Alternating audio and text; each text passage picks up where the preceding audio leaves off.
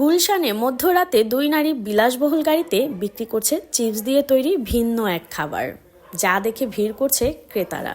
আমি বিদেশ থেকে গ্রাজুয়েশন করে এসেছি, কানাডায় আমেরিকায় দু জায়গায় পড়াশোনা করেছি।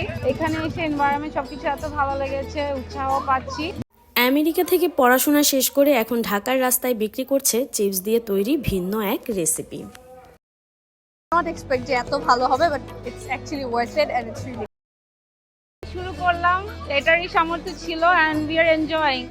ব্যতিক্রম ধর্মী এই উদ্যোগ দেখে গাড়ির সামনে ভিড় করছে অনেকেই, আর এই চিপসের তৈরি রেসিপি বিক্রি করে মন জয় করে নিচ্ছে ক্রেতাদের।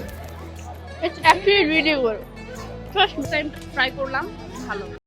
তাদের এই ব্যতিক্রম ধর্মী ভিন্ন ধর্মী উদ্যোগ দেখে অনেক ক্রেতারা প্রশংসা করছেন, আর এই চিপসের মান ও স্বাদ নিয়ে খুশি ক্রেতারা। গাড়ির পিছনে বিভিন্ন রকম চিপস রাখা হয়, আর সেখান থেকে ক্রেতারা তাদের পছন্দ মতো চিপস বেছে নেয়।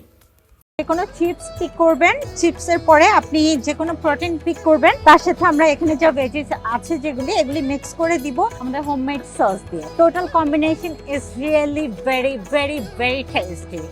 এর সঙ্গে পেঁয়াজ, মরিচ এবং মাংসের কিমা যোগ করে বিক্রি হয় এই রেসিপি। প্রতি পিস চিপসের রেসিপির দাম 200 থেকে 300 টাকার মধ্যে। বড় উদ্যোক্তা হওয়ার আশায় ব্যবসায় নেমেছে এই দুই নারী, আর এদের সহযোগিতা করছে পরিবারের অন্যান্য সদস্যরা। প্রতিদিন রাতে গুলশানের নির্দিষ্ট এক জায়গায় দাঁড়ায় তাদের গাড়ি।